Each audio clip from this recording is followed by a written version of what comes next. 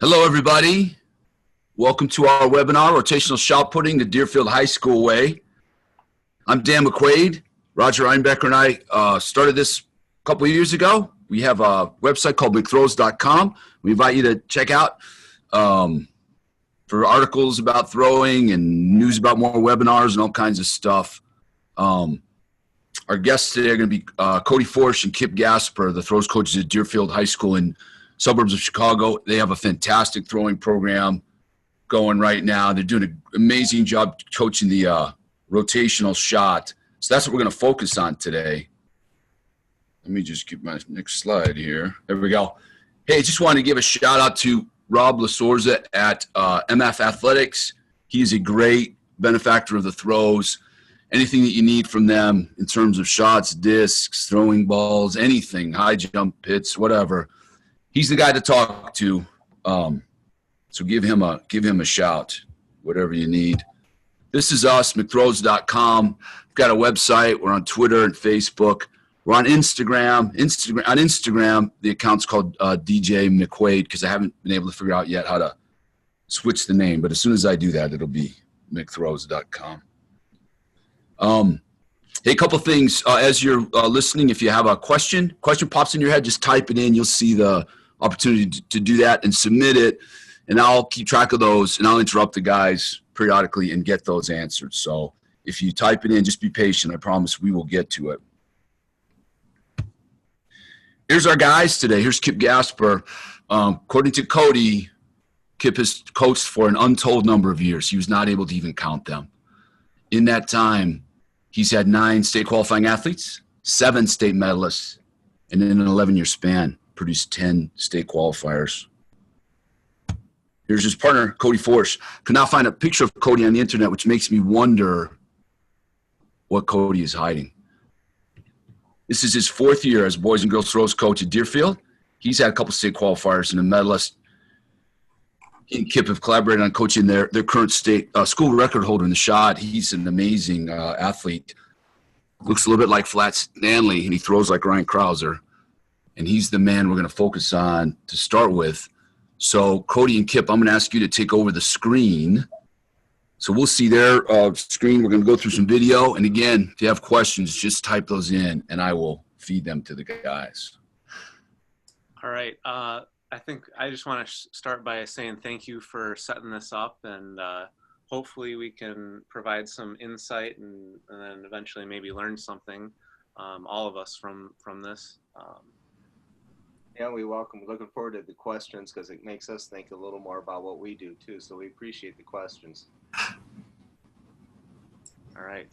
So I think we're going to focus on this throw to start out with. This was like a couple Saturdays, maybe almost a month ago now, at Rockford. And this is the throw that Sam threw 63 feet and a quarter inch.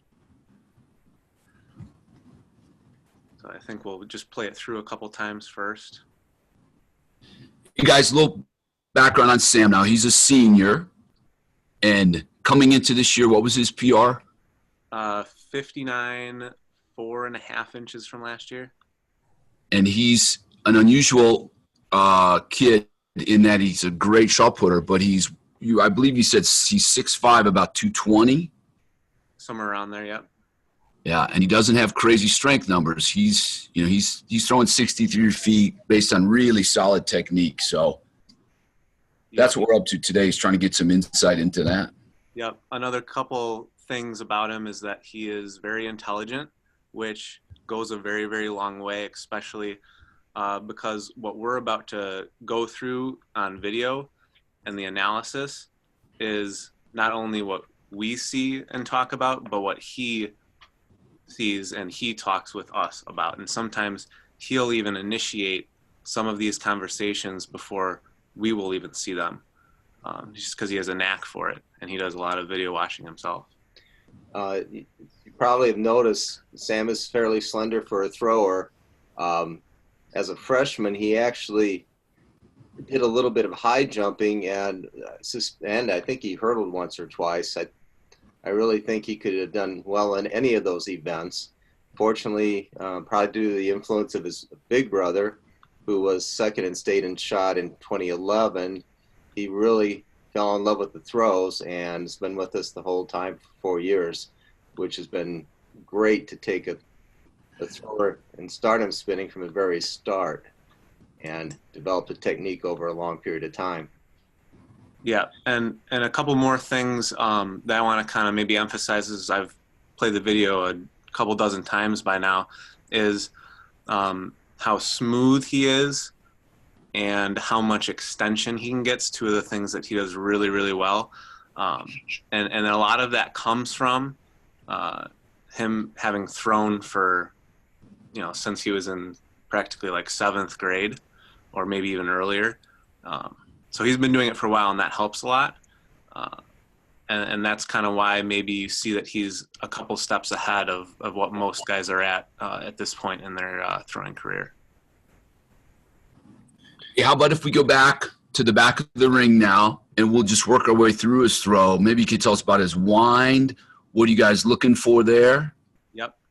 So at the start, we kind of want to eliminate as many variables as we can, and we want to get it to be as seamless so that he's not creating more problems in the beginning of his throw, because that will lead to things later in the throw. If we can get the beginning of his throw really consistent and smooth so that everything else after that follows, that's kind of like the goal. So you'll notice like his right foot right here is flat. That's one thing that kind of helps eliminate a lot of variables with shifting weight and turning too much. Right now, probably most of his weight is in the center. Maybe he rocks a little bit towards his right leg, but then right after he's about to get into the throw, he's supposed to shift his hips, all of his weight to this left leg so that we can kind of get around on that left side. Notice one thing that we've been doing a little bit more recently is this left foot and this left arm isn't really going to wind up as much as, if I remember correctly, maybe Whiting might wind up at the beginning of his throws, because again, another variable we don't really need to add in would be to have like an extra wind at the beginning. So that small wind up is a little bit more consistent. That we like to have him start out. And then again, right here, we want to get him really shifting his weight to his left side. Now on some throws, he does it really well. On others, not as much. And sometimes that's where we kind of see some issues come up. But again, when we're getting around on what we call the one, if you hear us say one, that kind of refers to this whole beginning of the throw. Right in here, this is like the one. So when he's starting his throw, he really wants to shift not only his hips and all his weight, but really this left armpit, left arm, and get around, kind of as if he's about to get this right leg around, like most people do. You also want to get the left side around, because the left side getting around will help the right side get around even more. So that's kind of like a bunch of the things that we look for at the start. And those are things that you got kind of have to drill and make sure they're consistent. And those things you can drill without a shot put, without throwing, and make sure they happen every single time. We only have an opportunity to throw 3 times a week because we didn't have a field house at Deerfield, and we go to our sister school, Highland Park, to throw. But that actually works to our advantage, because on those days when we're in the halls at Deerfield, all we can do is drill and then go hit the weight room. And it gives us a chance to really work on this. What we've noticed is that shift of weight to the left leg is crucial. If that doesn't happen properly, then what happens going into the ring, either yesterday at Maine East, he was going in and he was going a little bit too far toward the right sector line where his right foot was hitting. and he was just not getting the proper weight shift on his first couple throws. He's pretty consistent when he's on. He's very consistent where his right foot hits in the center of the ring, but it all comes out of the weight shift. It's amazing how many times when a throw isn't optimum, how many times we can trace it back to what's happening on the one. Yeah, that's usually one of the first things that happens in a throw. So if that doesn't happen, there comes all the problems after that it could lead to. One more thing I'm noticing to highlight on his wind up in the beginning of his throw is the left side starts together. Notice I'm talking about left foot, left knee, left arm. Those kind of start in the same line. We kind of like line them up and have them move together. And then right about when he hits to 9 o'clock or whatever you want to call it, right about in here, the new thing that he kind of tried on his own, he kind of picked up from watching some videos on the internet, and started doing kind of maybe in the middle of last year and really has honed it over the summer and the beginning of this year, is, I don't want to say throwing the left arm open here. We kind of like to call it using the left arm to kind of allow the rest of his body to keep turning and be smooth. But the big key is, if you're gonna do this, kind of like in the last webinar with Nathan, what he was pointing out is you can't have beginners do this, of course, because they're gonna, that's gonna lead to problems and they don't really know when to use it and how to use it. So you can really only do this with elite athletes or some of your top throwers who have been spinning for at least a year. When you open it up on this wind up and around on the drive in, if you don't, what we do, we wrap it back. So notice how he's kind of holding that left arm, and now that left arm, instead of being way out back here, he's wrapping it back around so that he can kind of coil and speed up his lower body, but not let the left side open up and so that he loses all of the power that his upper body can create. So see, the left arm is so wrapped around back here, that keeps everything in his upper body back, while his legs can kind of get ahead. Because in the whole picture of the throw, we want to get the legs to kind of win the race is what I think of it as.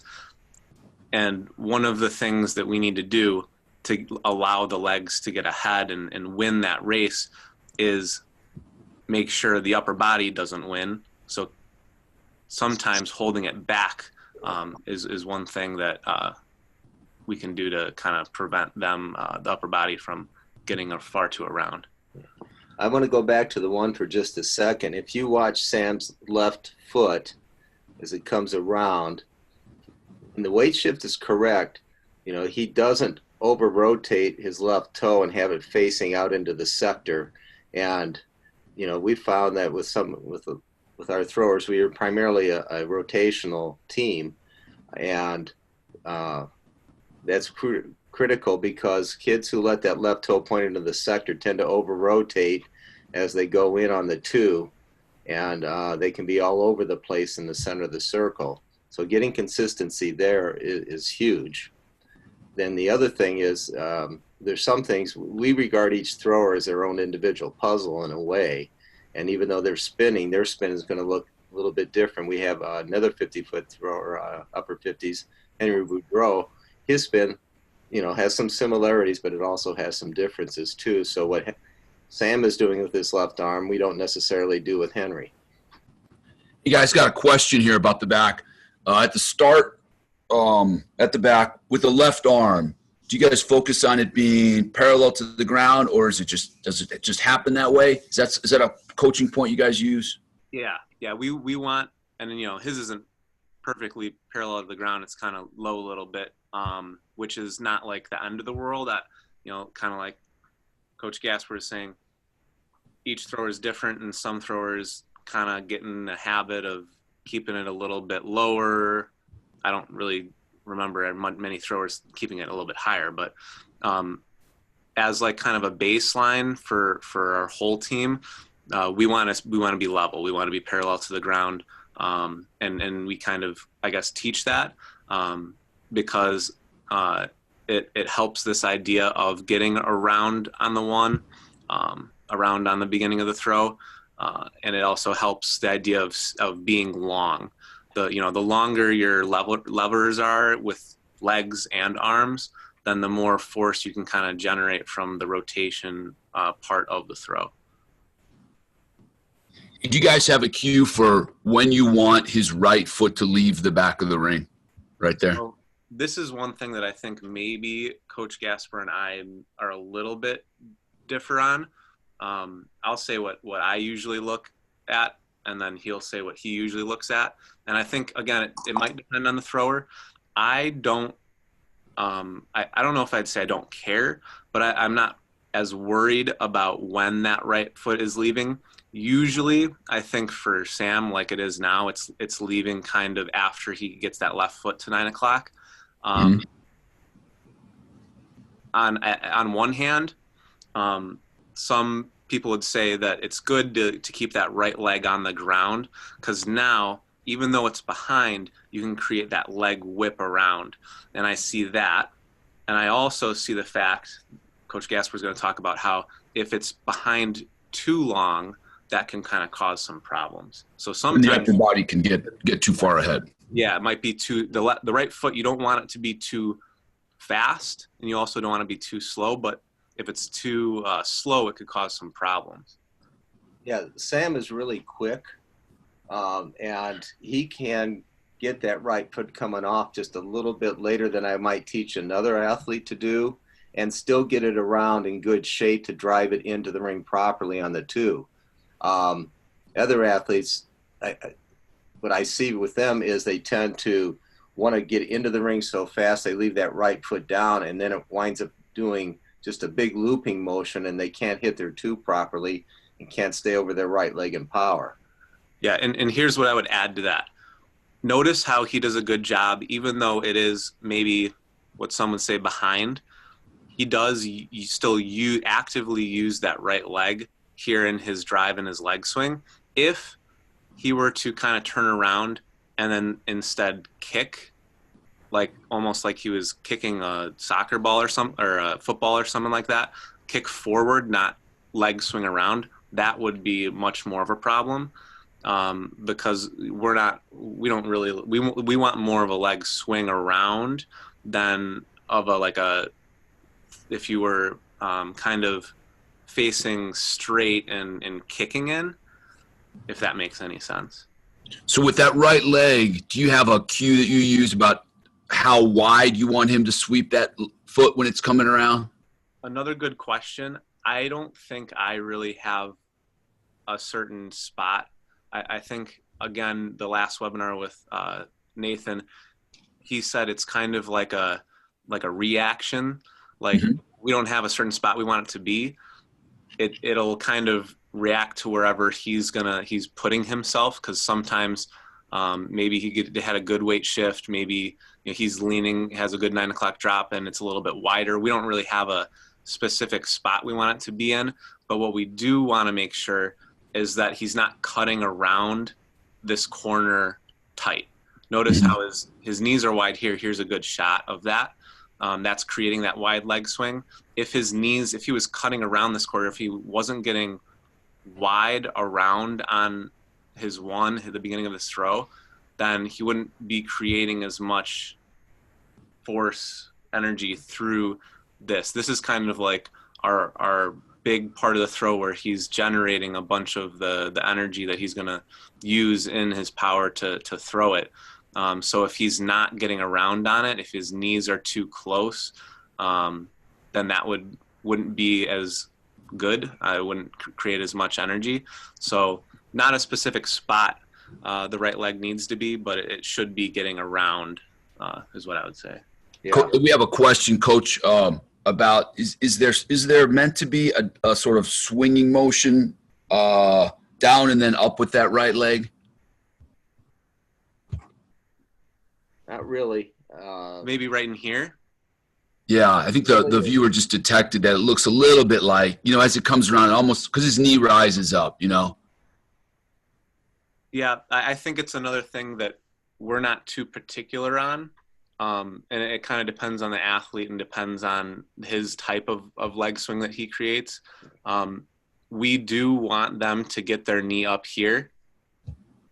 But we also don't want the leg to be, I guess we don't want it to be really high over in here, because I'm not sure if that would kind of maybe tip him over or something. It's kind of like maybe the balance that his body has to create with his, not just his leg, but with the rest of his body. If it was too high coming around right here, then he would probably fall over. It's kind of like it just naturally is high here, low here, to get it back up high here. Kind of like in discus, you need to have the disc high when you land in power, a little bit lower when you're turning through, so that it can get back up to be high at the end of the throw, if that makes sense. Yeah.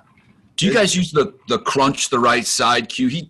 When I see him coming around the corner in your one position, it looks like he does a fantastic job of that right there. Is that a cue you guys use at all? I've never heard of that, but it's an interesting cue that. You know what I'm talking about? So his right side, like his right love handle, that side is short, and his left side, from his armpit down to his waist is long. To me, that's just a sign that his balance he's really set up on balance there. Yeah. I think the cues, we probably don't do any cues maybe mid-throw. It's probably just comes naturally from all of the 9 o'clock drop drills that we work on. Mm-hmm. Yeah. One of the things that's interesting with Sam during indoor season is at Highland Park, their ring is in a very restricted area, and Sam's so long that there's many times where he could kick the wall. He probably has brushed it a few times. So we really always look forward to getting outdoor where he has, like here, has a little more wide range of motion with his long legs. One thing we want to do, like there's an optimal range of where that right knee is as he comes into power. So too high, he'll tend to not get his left leg down fast enough and kind of rock backwards. If it's too low, he kind of blows through power where his weight shifts over, off of his right side, and he gets his weight into the middle as he goes to deliver the shot, and he doesn't get his legs into it. So, there's this certain nice, sweet range here. If he hits it with his knee, just like it is here, right in there, he can stay over that right leg quite a while he's in power and still get his left leg down properly to get his both legs in, keep his weight back, and get a lot of drive out of that right leg. So that's what we kind of look for. Hey, we got a real basic question that we kind of skipped. How about where he holds the shot on the neck? What did you guys coach him up to do with that? So rotational throwers, will have them keep the shot, I guess maybe kind of underneath, maybe slightly behind the ear, kind of in that soft spot. Depending on the thrower, it'll be a little bit preference based as far as exactly where it'll go. I think that's about where most of our rotational throwers will put it. And then they'll adjust it. I don't think we've had any spinners ever put it like beneath their neck or anything like that. Maybe a glider that we've had. Yeah. There's also a question about any drills from the back of the ring. For sure, lots of drills. If like literally we'll do drills where all they do is like set up the throw like right there, like either pretend or actually have a shot put or something in your hand about like you're pretending like you're going to throw, and literally you just do that. You just set up. That's the first basic drill. We'll just set up on that make sure the right side is not moving, and then we'll do a drill that adds the next piece in, where we'll shift the weight to the left side maybe, and then that's all of the second drill. And then maybe we'll add one more piece in. This is one of my favorite ones that we've been doing the last 2 years, is they'll turn to right here. And literally they have to freeze their body in this as if they're about to pick their right foot off, right knee pointing straight, left knee pointing left. Those are some of the back of the ring drills that we'll do. Kind of like break it down into parts to make sure that first part is good, the second part is good, and then that third part, making sure the knees are far apart, right leg is going forward, you're shifting weight to your left, getting around on the one. Those are a bunch of the like beginning of the throw drills, and then we'll work on a bunch of the like kind of Lake Park 9 o'clock drop drills, where we literally will take this right hand and hold like a fence or a pole or anything, and just hold this position and work on the body being able to get into that position where you're kind of leaning over on this left leg, but your left shoulder isn't going to be tilted out like this. We want to make sure you're kind of in this like J position, where you're able to like create that, I guess, lean from that. Yeah, and one thing to go back to the very start of it, that very first thing that I think Coach Foerch has really added compared to the time he became the boys coach, is that piece right there. And it's so easy to ignore it and think it's been taught. You have to keep coming back to it every week throughout the season, and every day during indoor season. A lot of these drills happen because once kids start to get a shot in their hand and start throwing it, they're going to overwind on this, and it looks completely different. And over time, by drilling it, you can, and then you correct them verbally. Sometimes they'll start to wind, and we'll just stop them right there and have them rewind. So. Yeah, and sometimes what we've been starting to do, I think, we did a little bit in the past, but we've been a lot bigger on it this year, is those, what some people call no wind full spin throws, where we will force them to start the throw without doing any kind of wind up whatsoever.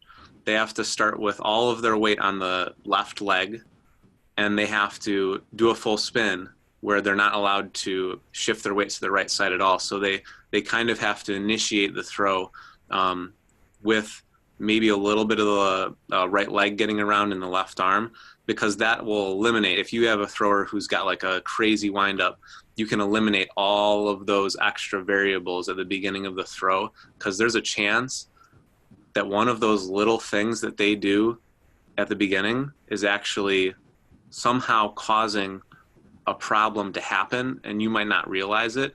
You know, we're playing with milliseconds and centimeters. So if one thing is just barely off, it can be a matter of feet on a throw. Hey, coach, just got a question about the right foot at the back.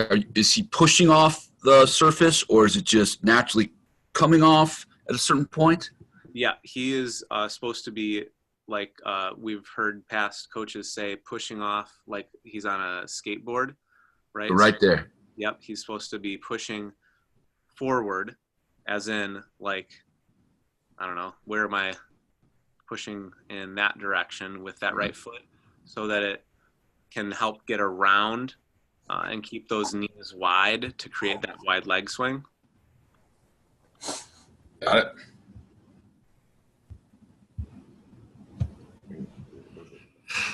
So no matter what, it's so critical that the kid gets to that position, the thrower gets to this position here. However his right leg gets there, that's the position. So to me, as I think about it and watch kids and different kids with different body types work on it, the question always is, how do we get the athlete to there?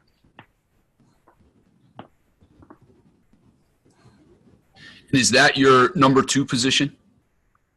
Are you saying like we called this the 1? Yeah. Okay, so I think our 1 is like everything until about in here. Yeah. And then our 2, I mean, we just call it so that it's easy for us to communicate with one another. Our 2 is kind of like everything driving into the ring, and then everything in power is pretty much the 3. Okay. So it's So just, what are you looking for in number 2? all right. So lots of stuff. As we kind of mentioned before, one big thing is this idea of wrapping, and the wrapping is not all that left arm. As I kind of mentioned before, it's the whole upper body against the whole lower body. So not only is the left side supposed to kind of hold itself or stay back, but the right side is also supposed to like get ahead. So it's kind of like a corkscrew kind of motion, and it's kind of awkward for beginners to do. And the better the athlete, the quicker they pick it up. But we want to kind of corkscrew the body so that that right foot can keep turning while the upper body stays back. Because, you know, if, like we said before, if you don't keep that right side back and the upper body back, and you open it up around, then the legs will be kind of left behind, and it would almost be like trying to do like a snatch or a clean, basically without using your legs. And if you've ever seen a beginner do that, it's kind of awkward. Yeah. So back in here in the drive, that's probably the biggest idea that we focus on. Yeah. Guys, We sorry, go ahead. we had a thrower a few years ago by the name of Dominic Di Benedetto, and we learned a lot about this from him. And he became our first thrower that was really skilled at getting those shoulders, really landing in that closed position and letting the hips come through first. And one of the things we do there is, if you guys remember Poppenfuss, I think from Huntley,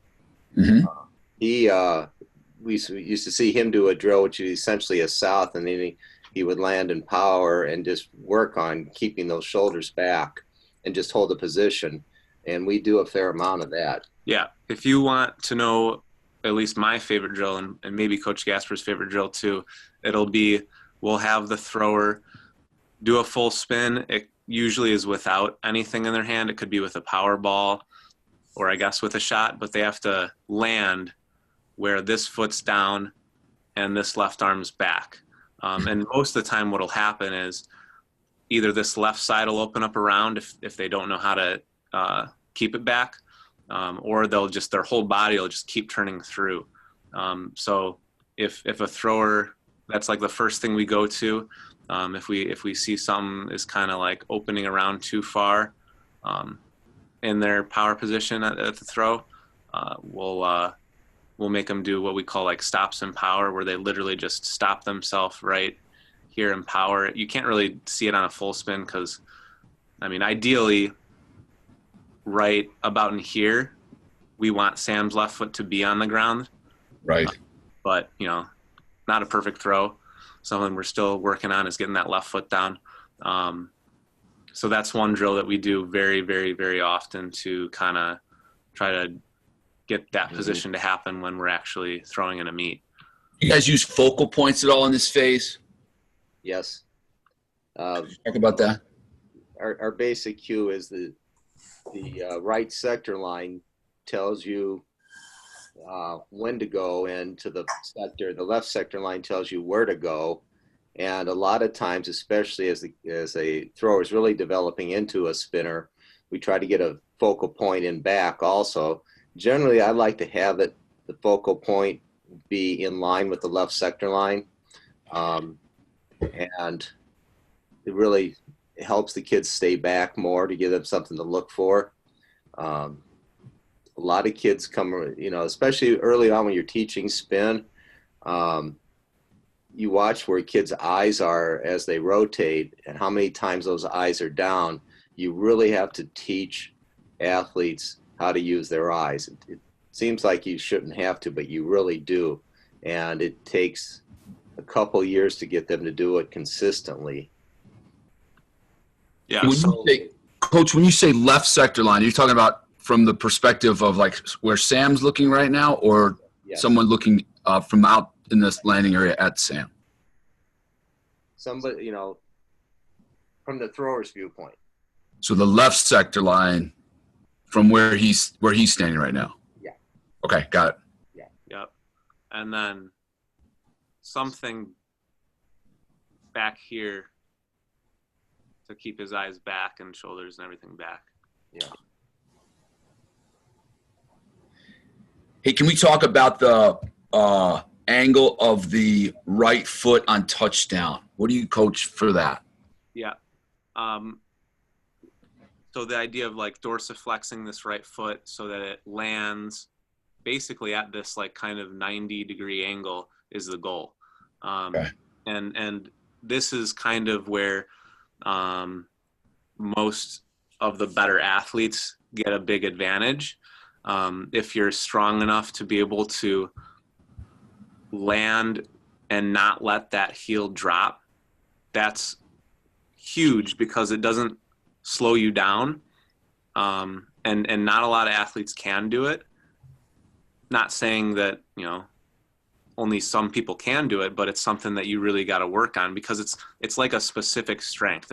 It's not something that everybody just knows how to naturally do. It's something sometimes you got to like drill and it's almost like a hidden muscle in this right leg that you have to kind of exercise so that it's able to land at like a right angle and stay like that so it doesn't slow you down. Now I think he kind of does settle a little bit here, and that right heel, if you see it right here, it drops a little. That was one thing that we recognized we could improve on this throw because that right heel isn't up as much as we want it to be through the finish. But yeah, that's what we're looking for with that right leg touchdown land. And what direction do you want his toes pointing in when the foot touches the wood there? Probably somewhere between here and here. I think. We really don't want it landing facing that way. We think that's a little bit too far. And we also think it landing somewhere there is a little bit too little. Because if it lands back here, we kind of call that backing into the ring. And that'll be from probably getting too much zero support, too much time in the air. And if you spend too much time in the air, it's gonna kind of slow you down and not let you to use your strength and pushing off the ground to your advantage. And if you land with it too early, then you're gonna have to work against the ground for a long time to get it around. So anywhere in between, roughly about there and there, I think is where we look for it. We're not like very particular. We've noticed on Sam's better throws, like for example, yesterday, maybe we'll take a look at the video later, when he was like I think this is pretty much right where he lands, right here. So he's a little bit past halfway, right? Yesterday he was landing, and I'm not talking about landing like that far away. I'm talking about he's landing where his right foot's pointing about in that direction, and his left leg is like about in there or whatever. Mm-hmm. Yesterday he was landing with his right foot probably pointing, maybe in that direction, and his left leg was about in that same direction. So he wasn't getting quite as much zero support. I think he was maybe, I don't know if it had to do with the lifting for this last week, but he didn't quite have the zero support. And honestly, I think he had quite a lot of adrenaline going into this throw because he had thrown 61 on the previous throw that kind of allowed him to get so much power through this. This was the biggest and I'm talking again by centimeters and milliseconds, the biggest 9 o'clock drop into zero support that we've seen in his throws. Again, we're looking for it to land roughly somewhere in that direction. And then also for this, the left and right knee to be pretty close together, and for this left leg to be kind of alongside it.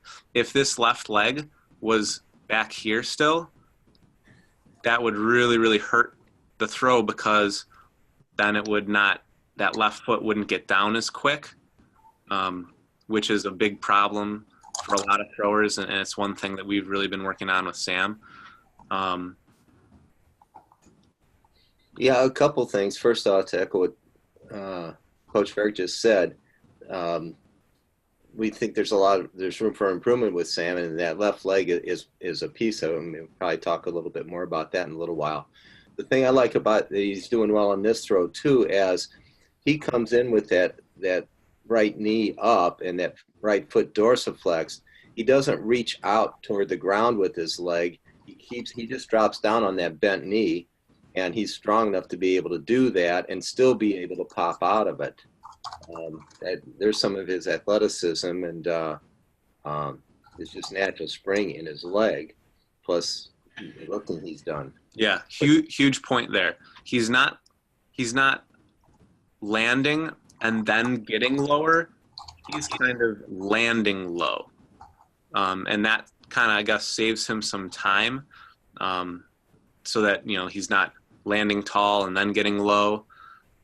And then he's able to just drive up out from that. Yeah, and I think that's important, because if you take a look at Sam's throw, that shot accelerates all the way across the ring, and he doesn't have any place where that shot's not accelerating. And I think the way his right foot, on a good throw, the way his right foot strikes the ground and he's able to be closed, he can maintain that sort of acceleration throughout the throw. You guys have any thoughts about the best spots for the right foot to land in relation to that center line? You touched on it briefly a second ago. Sam's a good foot or so across the center line. Is that because of his height, or any thoughts on that? I think for almost, I don't want to say for every thrower, but for a bunch of them, I think that's about right about the spot you probably want to be in. He's in the middle, as in he's on this middle line, right? And if he was back here, like directly in the middle, that would be way too wide of a power position for him to be able to actually use this right leg. Mm-hmm. The goal in where this right foot needs to be is where the shot put should be behind it. Like if you were to drop the shot put right now, it would land somewhere down in here. The further back this shot put is, the better. And notice how it kind of is like he's in not like a perfect straight line, but he's in line with what we call this like shin angle between the ground and his knee. And he's really doing a good job of staying back and keeping all of his upper body behind this right foot. So this is about where we want it to be. Now, if he lands over in here, then he's not going to have anywhere to kind of push off that right side and get into the throw.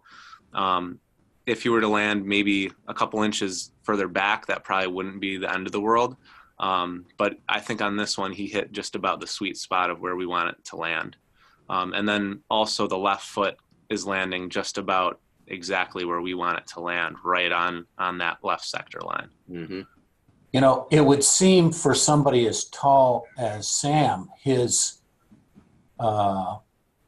propensity would be to go more toward the front of the ring, not back to the middle, but more towards the front.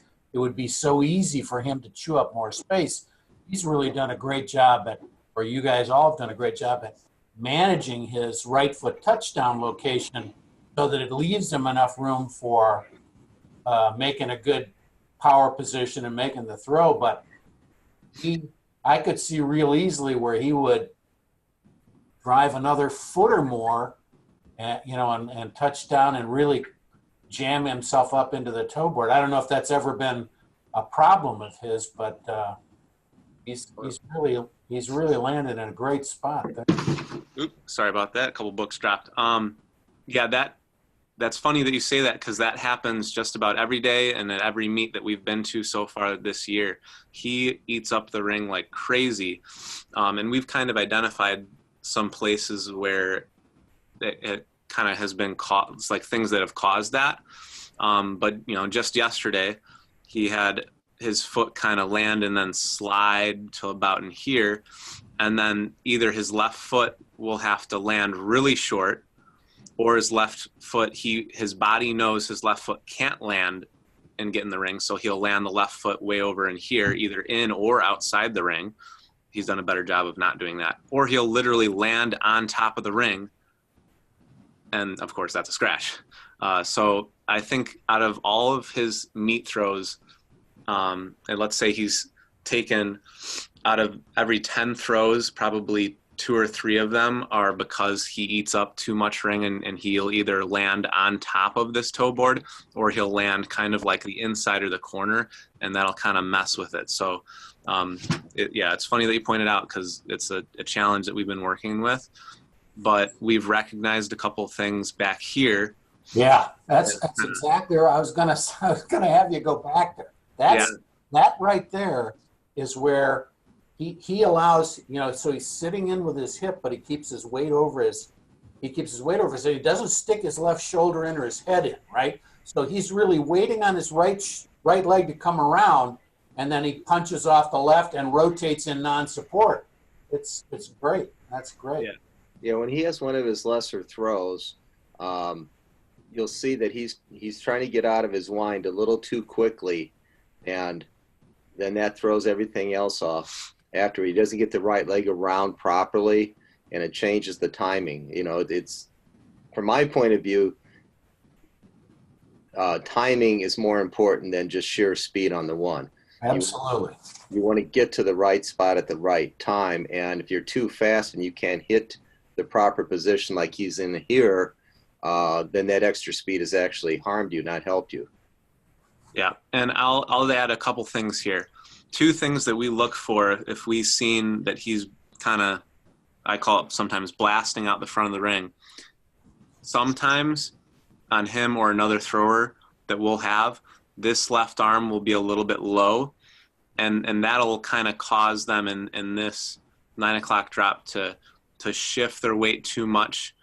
And then if they're shifting their weight too much here, then they're going to be shifting their weight too much in here, and then they'll be blasting out the front of the ring, and that's where you see a lot of guys scratching out in the front. And one more thing, that sometimes it's not just the left arm, sometimes it's literally, as we pointed out, just leaning too much, so that instead of creating this like straight line up and down, there'll be kind of like a lean on an angle. And again, shifting the weight too much here will cause shifting the weight too much in the front of the ring. You guys have any advice for someone whose athlete is overstriding as they're running the ring, letting that right foot reach too far? So other than those couple things on here, too much lean, maybe this left arm's angling down a little bit.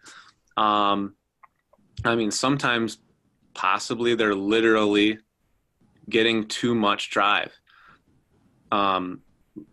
Like Sam's had it before, we've had to tell him that, we want you to get that really good drive horizontally here, but you're really tall and you might not be able to drive that much. It's a lot harder in shot put because the ring's smaller than in discus. You have a little bit less room to work with. So some of your energy in this drive might, instead of coming from like a horizontal push this way, maybe you have to start translating a little bit of that energy either in this, that's a bad circle there, in this corkscrew effect that we were talking about earlier. Sometimes that'll help you still get the same amount of drive, but land a little bit shorter, because instead of all of your energy still going straight, you can kind of start twisting it in.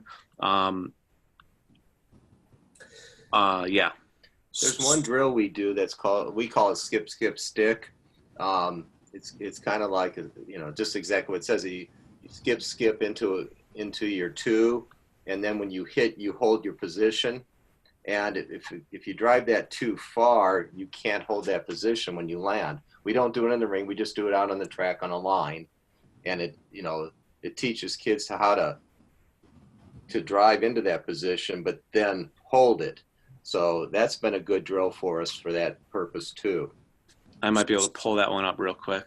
Would that involve what you might call a weight shift of the torso over the right leg as you go to right leg touchdown, rather than when you see a lot of younger throwers where they reach with the right leg and the right foot touches down, and the weight is more back in the back of the ring than over the right leg when the right foot touches down.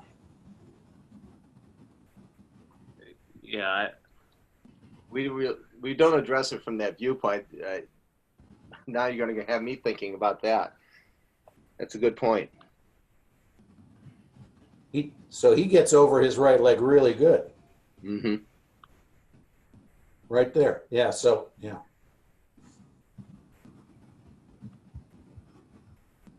But we do drill for that. You guys got a question for you that fits that spot in the video right there. How do you help the athlete stay back and keep his weight on his right rather than letting that weight slide to his left leg, when he's in the power position there while he's moving through that? Again, we got a couple of drills that we'll work on for that. There's those stops and powers that we mentioned earlier, so we can just do literally a full spin with no implement and just land. Again, left foot would land in the drill, and everything's supposed to stay back.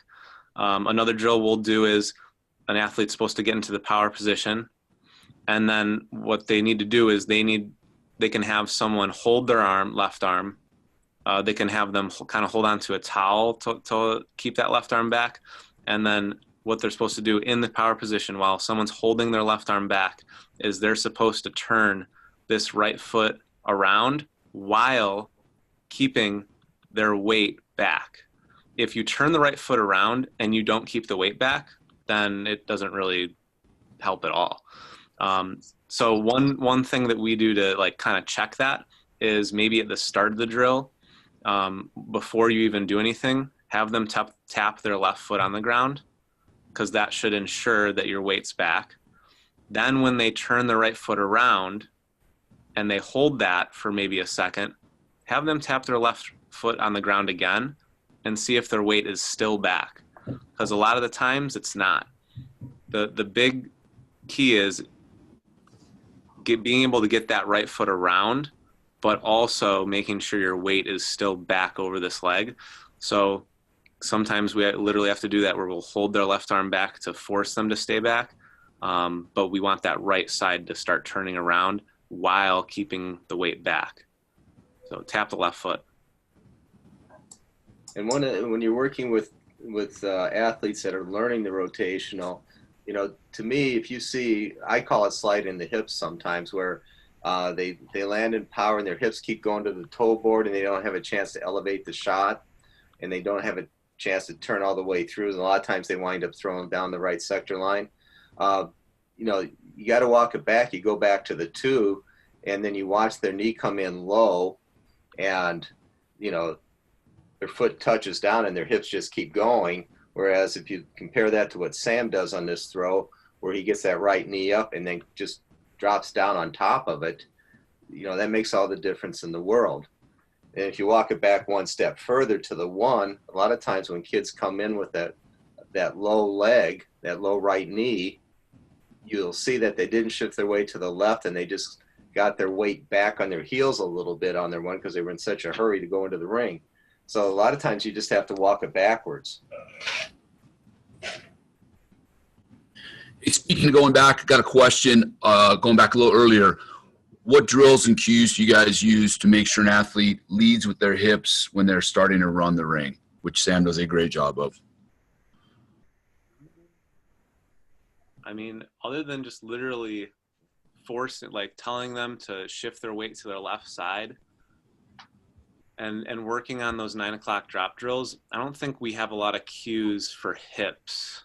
Because I think a lot of those things are kind of in place after we've done so many drills. So the only thing we'll ever really talk about hips wise would be making sure they're shifting their weight to their left side here. It's hard to tell in this view, and he doesn't always do the best job of getting that weight shift to the left. We don't really, I think, focus on hips a lot in here. Yeah, we don't use a lot of cues really. A little more likely to pull a kid to the side and just have them repeat a drill real fast. Or if we see them doing something wrong in practice, or even in a meet, we'll just have them tell them go to the side and do such and such a drill, just to remind their body what to do. So, we don't have a ton of cues. No. Would you say if the athlete's set up well, as Sam is, coming around the corner, they're likely to lead with their hips running to the middle? Yeah. And again, it's drills. We, like we said before, we only throw an indoor season on 3 days a week, which means the other 3 days of the week is just for lifting and drill work. So we'll do drills for at least an hour those 3 days of the week. And I think all those, not only in season, but for some of our throwers in the off season, working on those really kind of help set all these positions in place, so that we don't even have to kind of cue them as much as we just have to kind of get them to drill so that it just happens.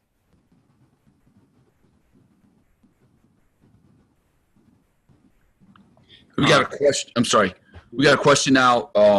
Once he hits a power position, are you looking for his right foot to continue to turn toward the sector before he pushes? I'm assuming that means once his feet are down. 100%. Yeah, that's one thing that I was like completely shocked by, how this throw was so good, because he didn't really do that. This is one of those unusual throws that happen once in a blue moon, where instead of getting a really good right foot turnaround here, he actually gets a really good weight shift and right knee action. So in this throw in particular, he did not do a really good job of turning that right foot. That's something that we've really been working on in the past couple weeks. But what he did do a really good job on was getting that right knee to travel let's even like mark it down. His right knee is here right now. Let me get rid of this one. Let's see how far he can get that right knee to go. I mean, pretty much to the front of the ring. And not only is it the right knee is traveling from here until here, but it's also the hips are traveling that far. So again, back to the question, 100%, we want that right foot to be turning and actually facing this direction before they deliver the shot and throw it. This was a weird throw where he didn't do that, but he kind of got away with it because he's so freakishly explosive and tall and gets really good extension. But he did do a really good job of keeping his weight back and then really getting his right knee and hips into the throw. So I would not teach this where you shift the weight and just turn the right knee. I would totally teach turning this right foot around, because if you want to get the right hip and the right knee to turn around, the foot's probably going to have to turn around. Not a lot of people can get their body to get into this awkward position right here. And it's kind of hard to push off from this. But he is, freakishly athletic, where he's able to kind of generate a lot of energy from that finish that he has with his whole body. And I guess now that we're kind of on this part of the throw, one thing that I'll point out that we also didn't like on the finish, other than that right foot not turning around, is the fact that he's kind of well off the ground before he actually throws it. So that's a thing that we work with, non-reverse throws, trying to keep him grounded until he finishes the throw and actually throws the shot, is staying grounded with both feet on the ground. So that, you're not putting more force into the shot put if you're in the air. So we want to work on staying on the ground longer. That was a problem that he had a lot in that we recognized in Discus last year, and he's gotten a lot better at not doing it.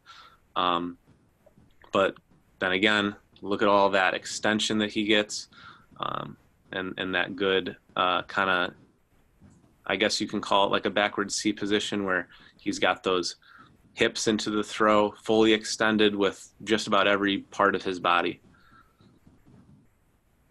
You guys do fixed feet throws in training? Where like you'd set up already kind of here and throw? No, I mean non-reverse throws. Oh, 100%. Yeah. Yeah. We do almost all power throws, and like wheels would be non-reverse. And then we usually want to start out with a couple non-reverse full spins too, maybe to go along with those no winds that I mentioned earlier for full spins, but because it trains that not only staying on the ground on the finish, but a good block for the left side. Now, when Sam has a throw where his right foot mushes out and his right heel comes down, then what you'll see is he doesn't get to the toe board extension at the toe board, and he kind of pops out. He has a high release anyway, and every once in a while, that right foot will mush out a little bit. The heel comes down. We call that the position 3B, when that heel, the right foot keeps turning around. And if you see that happen, we can kind of tell if he pops one up, it's almost always because his right foot mushed out at some point. He might keep it turning, but it's a little bit lower, a little bit slower. And one more thing real quick to point onto the whole right foot action.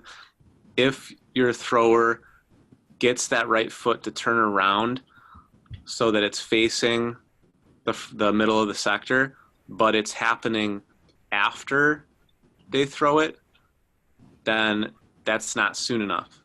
Like we said before, if you're Olympic lifting, snatch, or clean, that's like using your legs, but using them after the fact. So we're always trying to work on keeping those shoulders back and getting that right foot to turn around first before the upper body, because it's got to be like that snatch or clean where it's from the ground up, that chain reaction. What do you guys use as a cue with the left arm from the power position? How do you work that? So I think it might be a Lake Park or Aikens. One of you guys, one of their drills was the online drill, and maybe I'm saying the wrong coach, so I apologize from whoever we stole it from. You'll be sued. Yeah. But we do the online drill, so it's a little bit like that drill in power that I mentioned before, where they'll start in power. The left foot would be on the ground, of course. And they'll have to turn to kind of like this position where their left arm is pointing where basically the direction of the throw.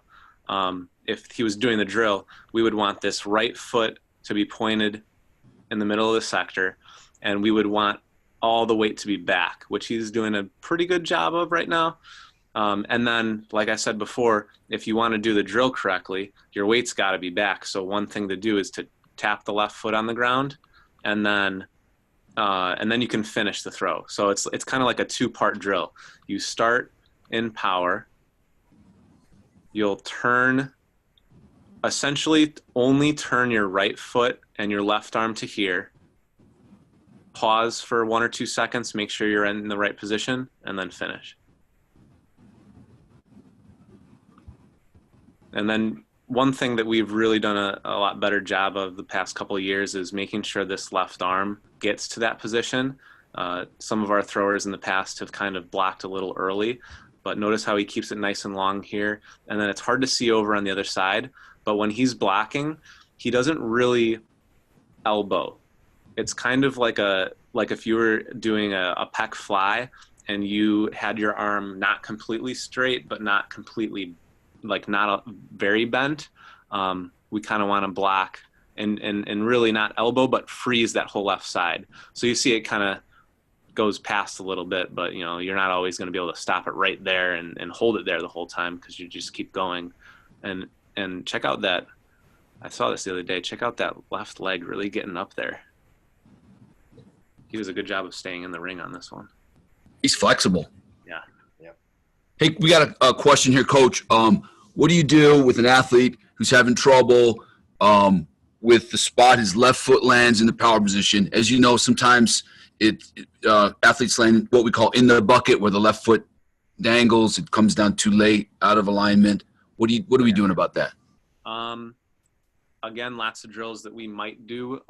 If they're in the bucket, that means they're probably either over rotating just this pull through, or they could be over rotating all the way back here.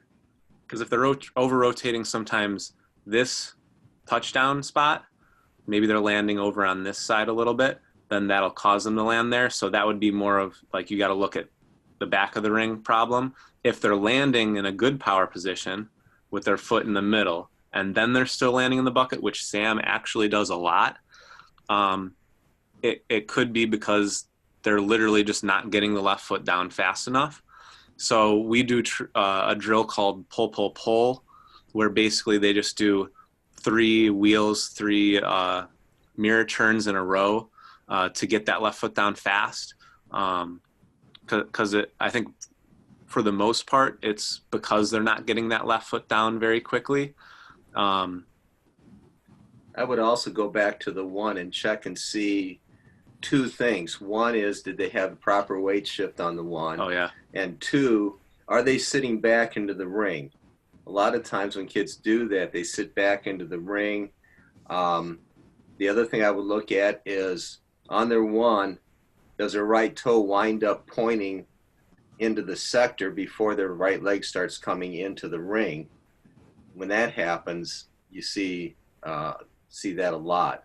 Sam does a pretty good job of keeping his toe pointed toward the side, but when a lot of kids they're in a hurry to get into the ring, that left toe comes around and points all the way into the sector, and when that happens, they're going to be in the bucket a lot. Yeah, so like he does stop it there, but then he keeps on going a little bit. If his left foot, like I kind of pointed earlier, was pointing this way or more in that direction, anywhere past this left sector, that would probably not be good, because then it would probably over rotate them here, which would then cause them over rotate on their the left foot on the finish. Coach, another question about the back of the ring. Do you teach a different entry, shot and disc, or is Sam using the same setup in both? As far as the lower body, I think that would be the same. I think disc, you can probably get around even a little bit more here. The upper body obviously would be a little bit different, because you've got to kind of wind the discus behind yourself. So kind of yes and no. I think, again, it'll kind of depend on the thrower. I actually kind of like it when they have something a little bit different in their wind between shot and disc, because then the athlete could differentiate between the 2 events. It's very hard to try to do the same exact spin in both rotational shot and in discus, because the rings are different sizes. So if you're doing the exact same thing, then that's going to be really hard to be able to throw well at both of them. Now, for beginners, of course, they don't know what's what, and you probably should just keep it simple, and almost all ideas are going to be the exact same. But once you get better, then you should start being able to pick up those little differences at the beginning of a throw or anywhere else in a throw between shot and disc. Once you put 12 pounds by your vertical axis of rotation, as opposed to 1.6 kilos out away from it, makes it a difference. So there's just naturally going to be a difference there.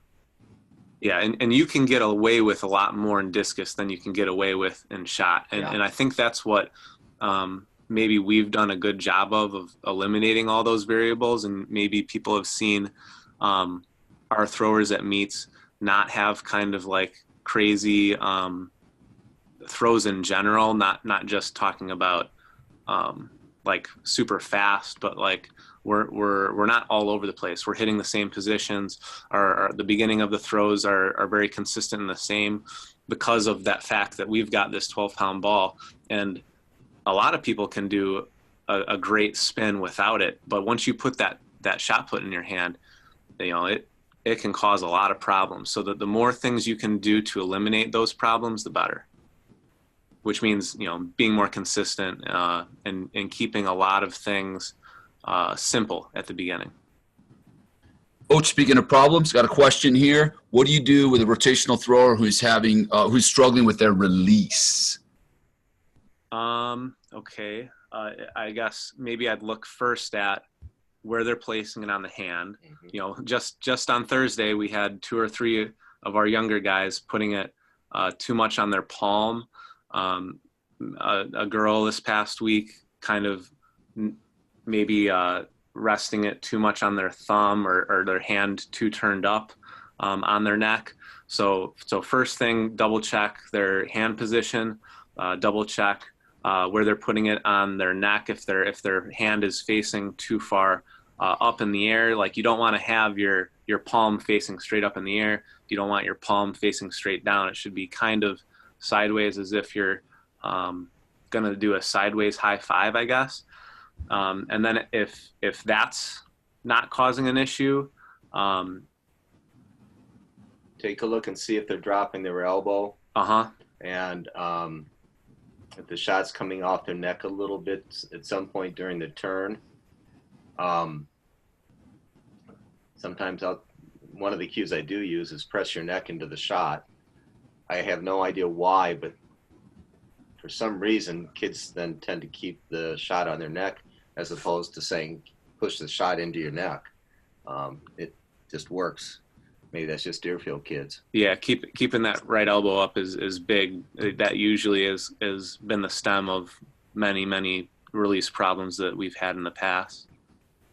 Yeah, can the questioner tell us what kind of problem that the athlete is having? Yeah, if you're still out there, just submit a follow-up questioner, and I will get it to the guys. Hey, another question here, and there's a couple more questions, and if you don't mind, I'd like to go to that rear angle of Sam after we take care of these 2 questions. Sure. Because I think that'll be really interesting too. So when starting the outdoor season, do you suggest athletes learn technique working from the front of the circle to the back, or do you suggest you teach the back of the circle first and then work toward the front? I don't think we have like a big preference on one or the other. I think sometimes we do a little bit of both. Sometimes we'll really work on back of the ring to the front, and then sometimes we'll work on front of the ring to the back. Maybe that's a bad thing, but I think it's worked pretty well for us because we really like to work on, like we've said before, those drills at the back of the ring to get this set in place. And we also like to work on drills at the front of the ring, like we kind of mentioned before, of keeping like that online drill where you're supposed to get this left arm out and keep your weight back. So we kind of maybe almost even go both back of the ring and front of the ring towards the middle sometimes, which maybe is unorthodox, but like we said, it kind of works out. On a given day, we don't always necessarily like say, okay, we're working on back of the ring slowly until we get to the front of the ring. Sometimes we'll do that. Sometimes we'll go front of the ring drills to the back of the ring, and sometimes we'll just jump around everywhere and work on all kinds of different kind of drills. Sometimes we'll give drills specifically to individual throwers. We kind of just do about anything. One of our constraints with our indoor season practices being over at Highland Park is it's a tight space, and we just get 3 lines, and we do a lot of front of the ring work there actually in terms of power throws, 180s, the line drill like Cody was talking about here. And then we work our way into go back to the ring and just line the guys up and there's only one ring, and so we just shuffle them through. As the guys get older and better able to tolerate it, we'll do sets of 3 or 5 throws in a row with our older guys, and sometimes we'll go a lot more with that with a Sam or a Henry Boudreau. We'll do a lot more than that. But, you know, where we can say on these 3 throws, let's work on such and such, and isolate a little bit, and then always try to finish up with just full throws and just trying to put it all together, and not worrying about breaking down, you know, specific things, just go to the full motion. But so it's part of what we do is we do a lot of drills, and we do a lot of that front of the ring work indoors because of our practice constraints. And then when we get outdoors, we've done so much that it's just basically keeping them fresh. And so then we can work back of the ring to the front a lot more. Coach, got a question, a clarification on the focal point idea. When Henry comes around the corner and he spots the right sector, and is that the cue for him to begin his run? Yes. Yeah, so you want to, there's kind of like that internal clock where you want to start your drive here when you're kind of seeing or, you know, have turned around to this right sector. You're driving kind of, depending on the thrower and what they feel, they might be driving straight. They might be driving a little bit towards this left sector. You know, some throwers benefit from one or the other, kind of like what specifically they're driving towards, because on one hand, yeah, we're on this backward 7. But at the same time, since we're rotating around, you're kind of still driving your body and your left foot push off straight. Your forces are going straight towards the front of the ring. So kind of like, I guess, in between left sector, the focal point's probably left sector, but maybe your body's driving straight because you're about to turn and corkscrew into the ring. So that kind of gets yourself on that backward 7. With less experienced throwers too, you'll notice that when they go into the ring on the 2, they look down a lot. They don't even realize they're doing it. And you show them on video and they're surprised to see that they're doing it. And if you think about it, if you're looking down, you're probably pushing the ball out in front of your center of mass, and that alters the physics of the rest of the throw. So in our outdoor rings, for a couple of our rings, there's a 35-mile-an-hour speed limit sign on Waukegan Road, and we just tell them step to the 35. That's our cue there, so that they come around and they know exactly where to step to. But keeping the eyes up, I think, is huge. Getting to Sorry, speaking of keeping the eyes up, one last question before we change vids. What drills do you use to help the athlete keep their head and eyes up during the release of the shot? Outdoors, we have at the north end of our property, we have some telephone lines and power lines, and they're just from where our rings are, they're at a pretty good height for the angle you want, the ideal angle. So one cue that I'll use at times is to throw it over the line. You know, more that they're looking at it. Yeah, I know in particular sometimes Coach Gasper will get out a broomstick or anything where he basically stands on the side here and holds this. I can't really do it in 2 dimensions here, but he'll hold the stick and the athlete will have to throw over it. That might help them get the eyes up on the finish and at the release. And I think usually I just literally tell them, stop looking down. You know, sometimes we'll write literally right on the ground, don't look down. I don't know if that actually helps, but it relieves frustration. Yeah. Hey, can we get a look at that back of the ring camera view? Yeah. So this was yesterday. We were having a little bit of trouble staying in the ring.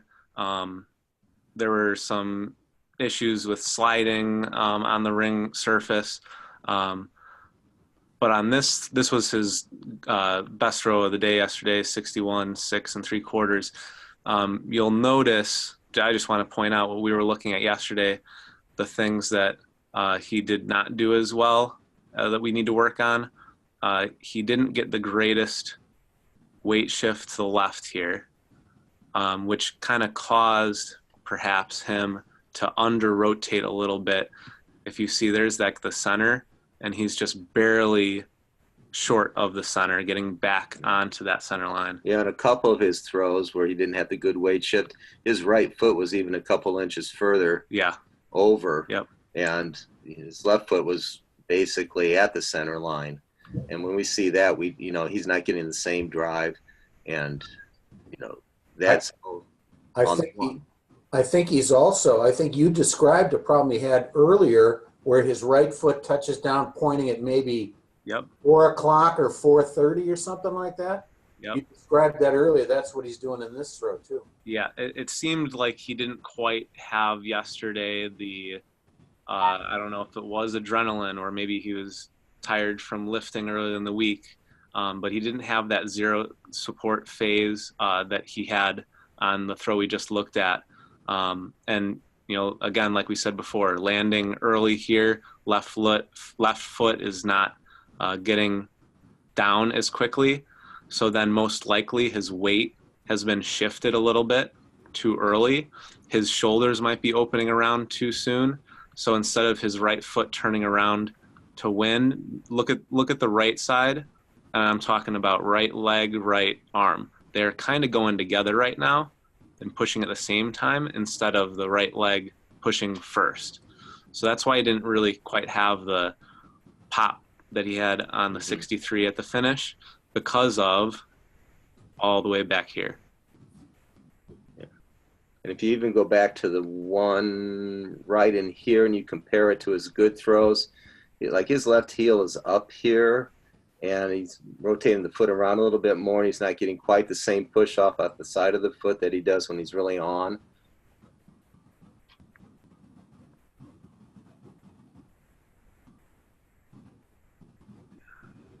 So you'll see, like we said before, we want right here when the shoulders are back, that left foot to be down. But by the time that left foot gets down, right about in here, he's already opened about halfway. So he's losing that race between the lower body and the upper body. And then way too early in the air there. But problems caused from the back of the ring kind of stuff. Guys, we got another question about the focal points. Is the sector line cue the same for the discus? This is probably a good angle view to go over that. Yeah, I think Pretty it is much, the same.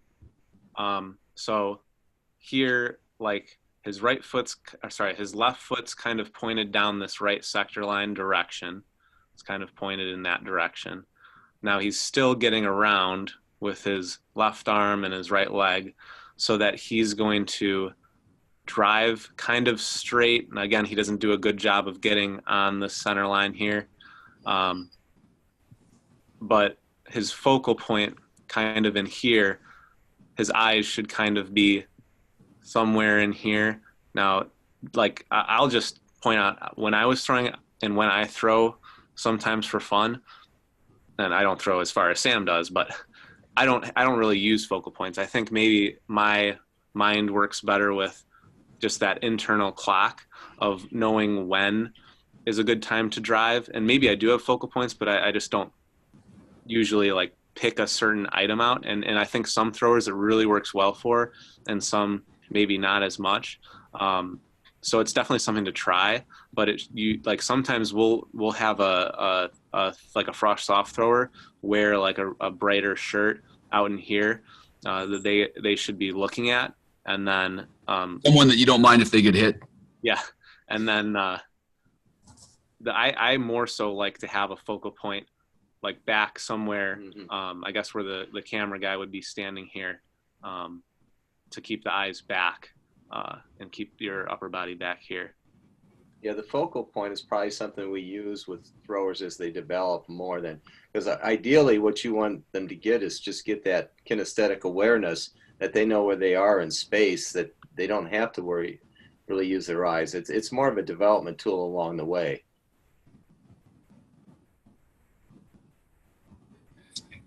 If you want to take more looks at this view, we can do that. And if you wanted to take a look at that side-by-side shot, we could do that, and I could show you like where I got that and how that's kind of helped yesterday. Let's take a look at that side by side. That'd be interesting. All right. So see if I can pull up the right one here. That's Sam and Henry. We could look at that later. Okay, so this is what I did in between. I made this in between prelims and finals yesterday, because here on the right is his good throw. Here on his left is the meet yesterday, and we recognized that something was off. So maybe we could pinpoint it. And this, I made this on Coach's Eye. I filmed the videos just on my iPhone, and then I can upload them to Coach's Eye, and then inside Coach's Eye, I can put them side by side and then make a video and export it back to just like the photos on the iPhone. So I literally made this in between prelims and finals and tried to spot if there was any issues that we could recognize that was kind of leading to anything. And the biggest thing, like we saw before, what Roger was pointing out and we talked about, was he was landing a little bit early. So you can already see that right foot's touching down right now. And on his good throw, he was still in the air for another frame or two. And again, like we said before, sometimes that's not the problem. Sometimes that problem is caused by something back here. Like we said, he wasn't getting back to the center line. So maybe he's not shifting his weight to his left on his one, or maybe he's not getting around on his left side as well. Because that will cause that problem there. And then that'll cause this problem here of, instead of staying back by the time the left foot will land, instead of staying back, he's already opening up and losing feet on the throw. By the way, just for the coaches to know, when you go into Coach's Eye and you put these two side by side, I was watching Cody do this yesterday, where he actually syncs the frame up. So it's not like you just have to try to get it to start at the same time. You're able, in Coach's Eye, to sync the frames to show what you needed to show. Yeah, and I think I was off by a frame, but I've probably, I don't remember doing this maybe once last year, and I've already done it a dozen times this year. That was the first time I did it. I pulled it out in the middle of a meet to try to recognize something. Usually I'll kind of pull it out like after practice or after the meet and compare things. We'll compare Sam and Henry and try to see what is Sam doing that Henry's not doing to get some improvements on his throw.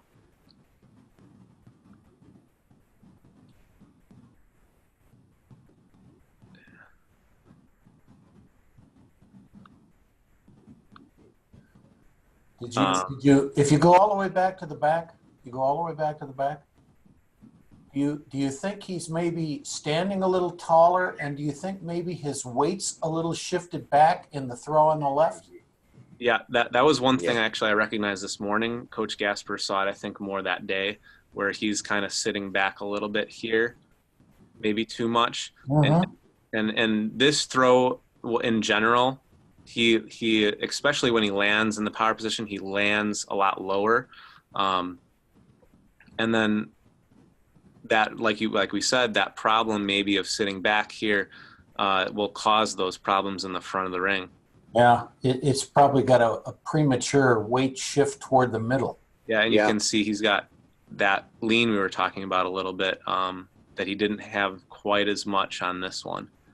Very little difference that you wouldn't recognize just by watching it without video. And one thing that we'll point out just for fun here is watch this foot slide about that far when it lands. That was one problem we were having with the surface yesterday. Oh boy. Yeah. Yeah, and he still got off 61-footer. Yeah. But that's all right. It's indoors. Oh.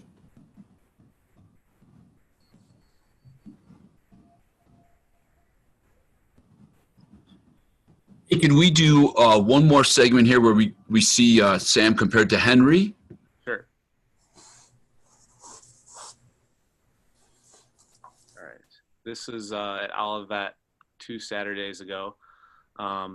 So the first time I pulled this out and watched these two side by side, I did not expect them to be as similar as they were. Because actually, let's just watch, if we can, one quick video if I've got a Henry.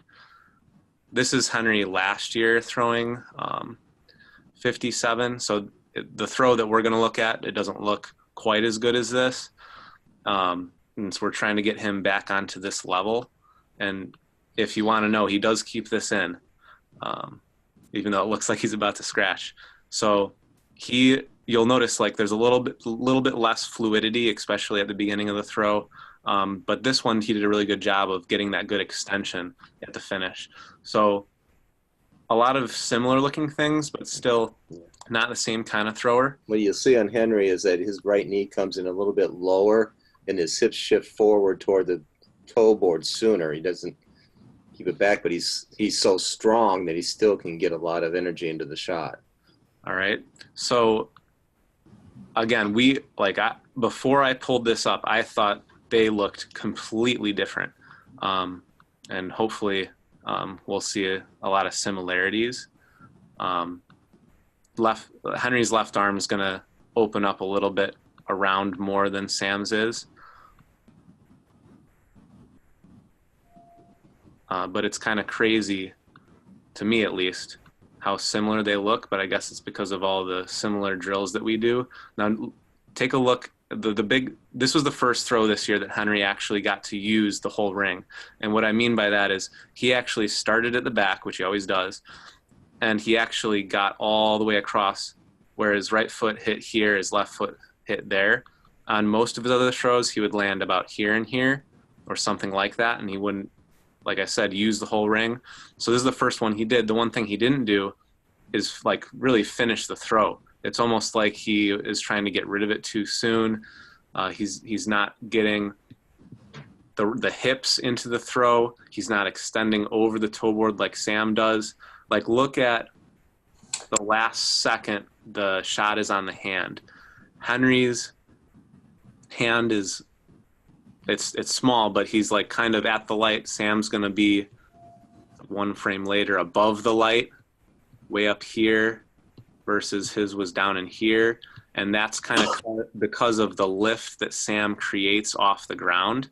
And of course, he's an inch or two taller than him.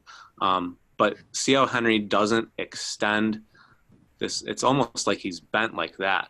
That's something that we've just been working on the last week or so, of really getting him extended at the finish. And it's almost like he has a short release on it. He doesn't extend his right leg much either. Agreed. Yeah. It's almost like he is trying to get off it too soon. Yeah. Like he's scared of scratching or something really weird. Yeah, that's 100% what we've been trying to work on. Yeah. I think as he improves his sticking the two and keeping that weight back over that right leg, I'm hopeful that'll help make him improve in that area. Yeah.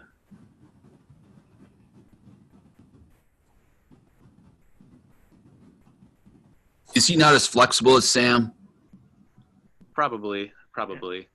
He lifts a lot more, and that probably causes the flexibility probably and the hips to not really get through.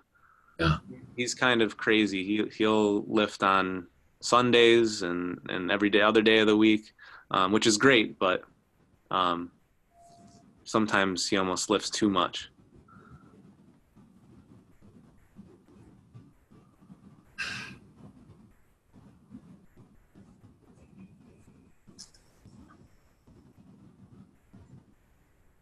That is remarkable. You know, it must be just the result of drilling together and Yeah. They work together really well as teammates. Yeah. So I guess that's a testament to drill. They've probably done over the past 4 years, I guess it's only really like 3 years, but over the time, maybe 5,000 to 10,000 spins. I can't even put a number on it, but it's a lot. And more spins without the shot putter discus than with it. That's a big key. A lot of people kind of just maybe it's because they have access to be able to throw, or they just don't realize that drilling is really a big piece. Before you can master spinning with a shot putter disc, we think you got to be able to master it without it. We'll also use power balls too, held up against the neck, so they're not going to throw it, but they have something against their neck. And that, I think that's a good kinesthetic awareness thing. Boys, we are about ready to wrap it up. Any last pieces of advice for our audience?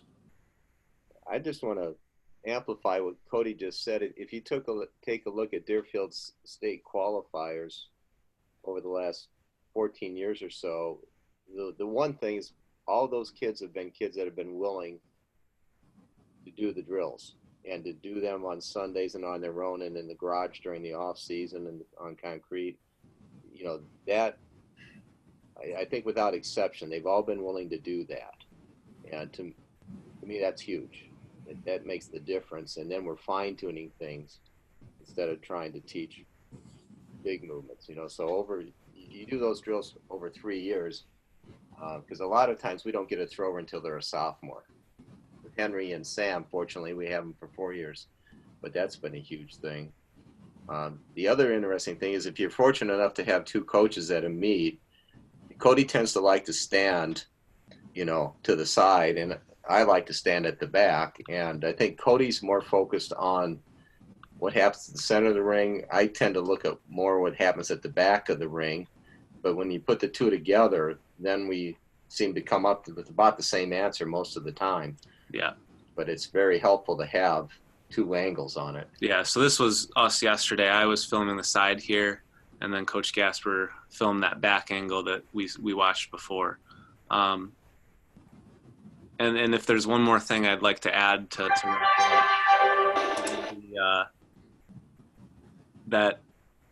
something that both Sam and Henry and some of our past throwers have done really well, other than doing all those drill work, is the fact that they are willing not only to put in the extra work on their own as far as lifting, but really as far as doing what we're doing right now, the video analysis. Everything that we've talked about, not only does Sam and Henry know, but they probably could have done just about as good of a job as we just did explaining all of this to you guys, because they know all this. And we're also not afraid, like we've said before, to start trying new things, like that whole left arm thing that we were talking about before. We didn't really start doing that until Sam kind of picked it up on his own. He kind of created his own spin, and your athletes need to kind of take initiative for their own kind of progress, and that's when you can find those really, really good ones, is the ones that aren't just willing to listen, but will go out and try to, you know, look things up on their own, watch their videos, watch other throwers on the internet's videos, compare themselves to other throwers, and do all those extra things that, you know, some coaches just flat out maybe don't have time to do because of the fact that we only throw from January to May, and there's all that extra time during the rest of the year. You know, Coach Gasper said the summers are big, and even during the winters, doing the drills just for an hour a week is really big. Awesome. Thanks, you guys. That was a fantastic presentation. Really appreciate it. It'll be on YouTube later on this week. Hey, don't forget, folks, if you need any track and field supplies, Rob Lasorza at MF Athletic. Please check with mcthrows.com, the website, Facebook, and all that stuff for more webinars and for notification when this one goes on YouTube. Boys, we're gonna end this, and I can't thank you enough. Fantastic job. Thank you. Thank you.